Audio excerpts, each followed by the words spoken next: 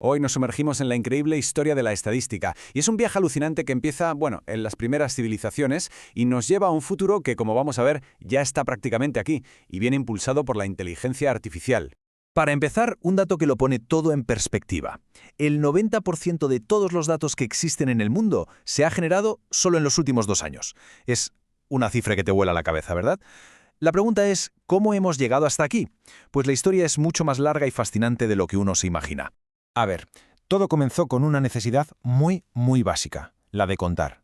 Los primeros estados, los primeros imperios, necesitaban la estadística para algo fundamental, para organizarse, para saber qué tenían y a quién gobernaban. Pura supervivencia.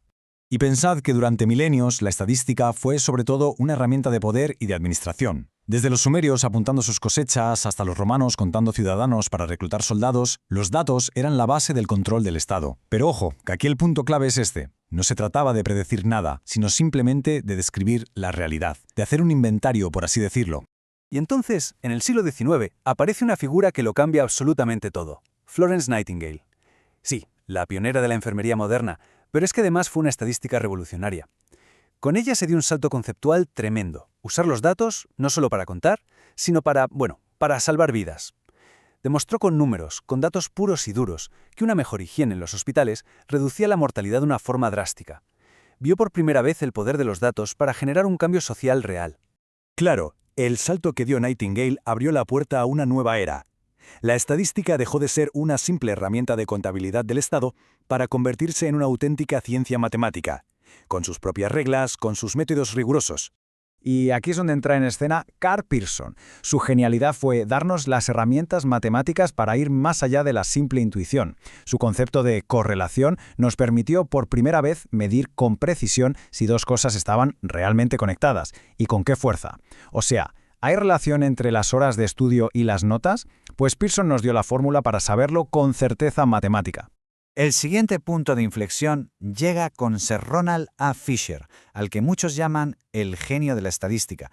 Él nos regaló la inferencia. ¿Y esto qué es? Pues es algo que parece casi magia. Es la capacidad de estudiar una muestra muy pequeña, como una sola gota de sangre, y sacar conclusiones fiables sobre el todo, sobre el cuerpo entero. Un cambio de paradigma total. Y esto de aquí ilustra de maravilla el cambio de mentalidad. Pasamos de la escuela de Pearson, que necesitaba cantidades enormes de datos de la naturaleza para poder ver patrones, al enfoque ingenioso de Fisher, que diseñaba experimentos pequeños y superprecisos. Esto revolucionó campos como la agricultura o la medicina, donde no siempre puedes tener muestras gigantescas.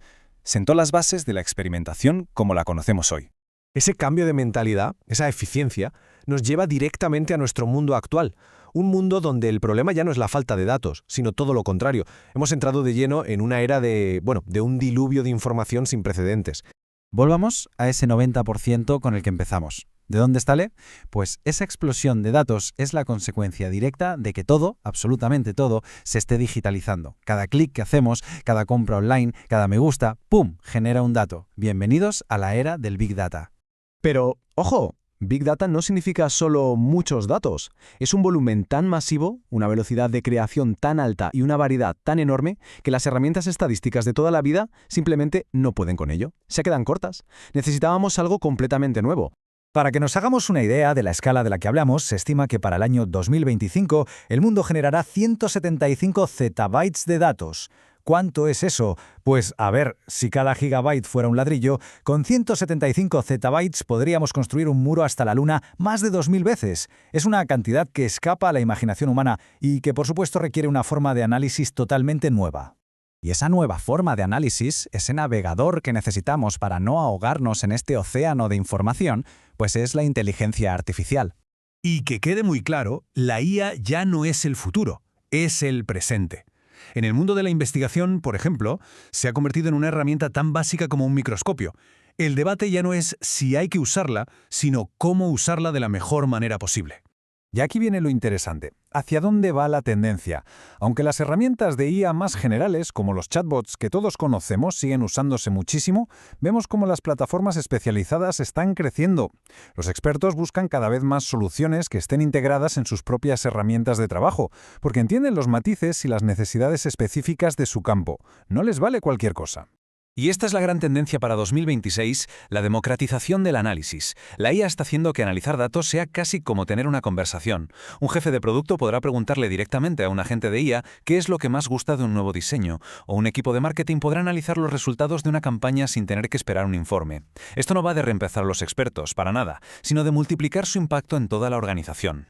Y todo esto nos deja con una pregunta final, una pregunta bastante potente. Hemos pasado de contar ladrillos y personas a construir algoritmos que aprenden y deciden por sí mismos. Este viaje, que empezó con simples marcas en una tablilla de arcilla, nos ha llevado a un punto de inflexión. La pregunta ya no es qué podemos medir, sino en qué debemos confiar para tomar las decisiones importantes.